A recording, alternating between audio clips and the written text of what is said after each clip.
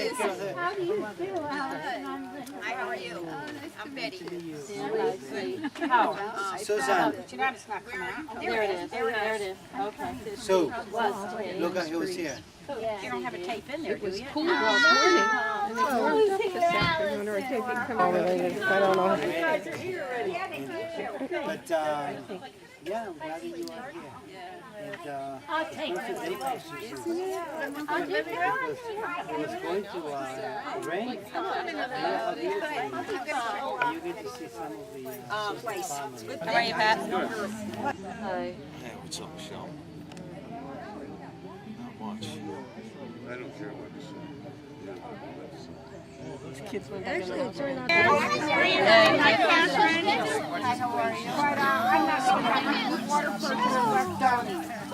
Say hi, Marion. Hi. How are you?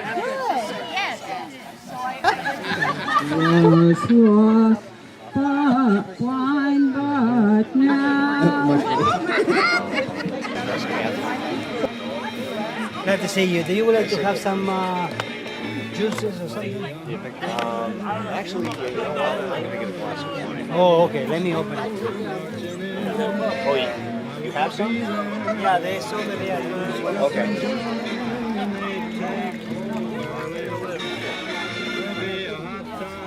Let me find a wine opener.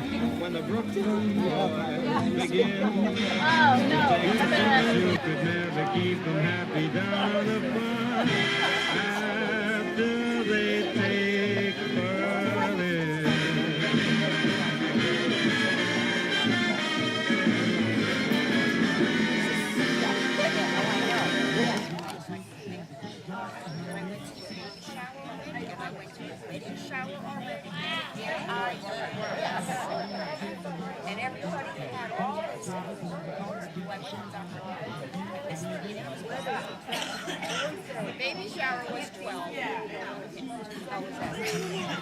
So the baby shower was 12. The wedding shower was at 1.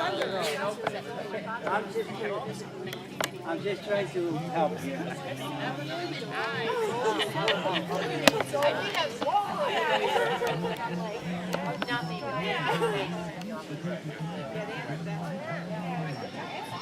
I wonder where they come from.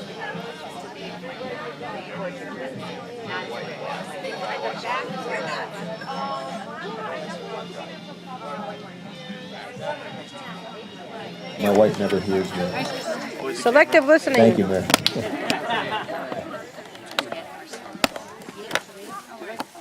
And thank you, Grace, for providing us with this marvelous day. You've always had something to do with good things that happen. My name's Jack Oliver. I'm a friend of the family's, and I want to, on behalf of all of you here, thank Ronnie is going to pick me up. people that put this together. Yeah, and he Susan, said at 4 o'clock, Gaston, and I think it's a little after. Midge, Okay, thanks who's for the just sitting ride. down. Call me, okay? who All deserves right, to sit bye-bye. down, Eleanor, who hasn't sat down for a week, and who, as you know, is not going to have a future in singing. Nevertheless, we'll invite her back if she insists. She tastes good. Greg was going to be here, but sadly he's taken ill and is still back in New Hampshire. So I do not have the spiritual strength nor endowments that he has, but I would ask at this moment that we take just a moment of silence and think in our own hearts about what grace meant to each one of us.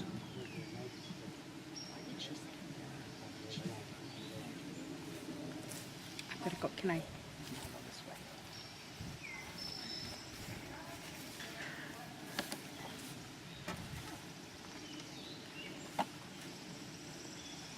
Thank you. This is a tribute to Grace, who I know treasured the friendships of all of you here, and who was one of my very close friends. And there are plenty of stories to tell, and I hope that you will participate in telling them today. Grace had an incredible sense of loyalty and an amazing sense of humor. She made light of so many things that I sometimes thought were.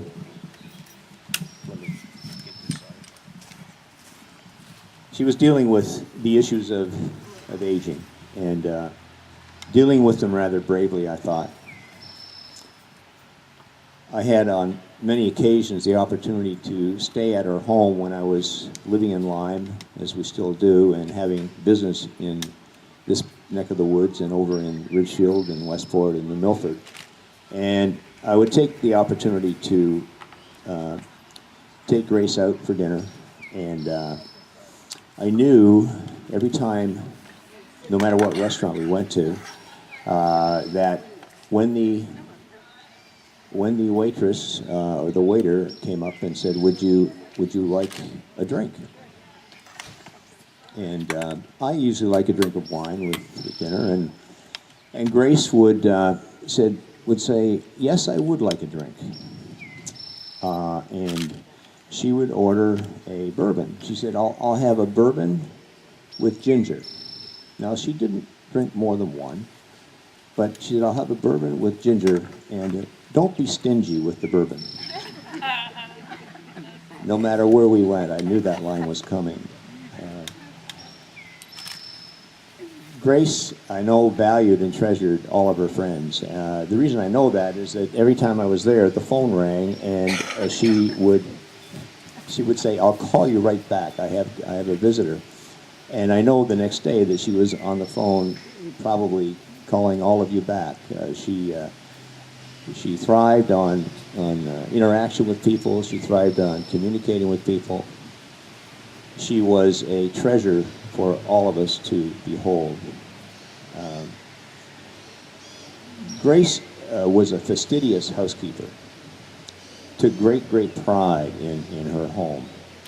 Actually wanted to die there. She told me that. I'm sure she told Susan that. I'm sure that was her wish, but it just wasn't practical. That things got to a point where she needed extra help, and she willingly and kind of gritted her teeth and went along with it, and it was all good. She was in a good place. But I must reveal a secret. There was one place in that house, aside from Catherine's place in the house could get a little untidy, but I think that Catherine put her things away in that little front sunroom, and of course Catherine was her pride and joy. But there was another room in the house that kind of collected stuff. I discovered this one morning when I was getting up early and had to iron a shirt to go to a meeting in Ridgefield. And I asked Grace, I knocked on her door, and I said, Grace, I said, where is your ironing board? She said, oh, it's in the pantry. So I went to the pantry, and sure enough, the pantry now had a lot of foodstuffs, canned foods on one wall, many of which appeared as if they came from a bunker in World War II. But fortunately, she never went there to open a can of peas when I was having dinner in her house. Otherwise, I would have had to decline that. So when I opened this door and got in there, there was, of course, an old farm sink and a washer and a dryer. And I could not, for the life of me, find the ironing board. And it was just a small room, maybe 5 by 6. Well, lo and behold, the ironing board was under a raft of wardrobe. Winter coats, fall coats, summer coats hanging on this ironing board. Well, I found the ironing board, which frankly, Susan, do you have that ironing board? No? It was a classic piece of Grace memorabilia. It was an ironing board from 1920. I'm sure it was a classic ironing board. Well, in the process of I did my shirt, I put things back the way I found them, and I told Grace afterwards, and she was not a willing listener to this. I said, Grace, I said, the pantry is a disaster. Well, no part of Grace's house was to be a disaster. So time went by, and I was in Walmart one day, and I was just wandering through an aisle that was selling little toys for kids and so on, and teddy bears and whatever, and I saw this delightful little dog, and I bought it, and I thought, well, I'll just give it to Grace. And then I thought, well, I'll hang it in the pantry, and we'll call him Pantry Dog. Well, Pantry Dog's job, you see, was to make sure that Grace kept that pantry tidy. And I let her know that. I said, Pantry Dog is watching out. Well, she went right along with the whole thing. She knew that I was jabbing her, but she enjoyed it. And at one point, I came along with another little animal called the Cat in the Hat, because I told her, she said, what are you going to do with the Cat in the Hat? I said, well, I'm going to put him in the pantry, because Pantry Dog told me he's getting lonely. You don't spend any time in there. And it's pretty obvious, because we're just not keeping up with this. So anyhow, I want to share these two creatures with you.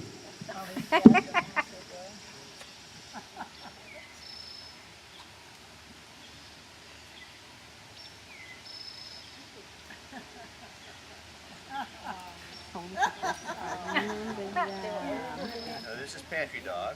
Aww. And this is Cat in the Hat. They are the best of friends, no matter what you do. And they were hanging, much to Grace's chagrin, in that pantry for how long, Midge? Oh, God, every time. 3 or 4 years. 3 or 4 years. And And stories grew around them. Pantry Dog get lost and Catherine was worried about him? yes, Catherine was worried about Pantry Dog getting lost. I don't know where he went. I actually think he went to the basement, because there was an issue down there too. But, anyhow, she loved a good Won't they hang off a rafter? Sorry? Won't they hang off one of those things? Never. No, it's fine. That's perfect. All right.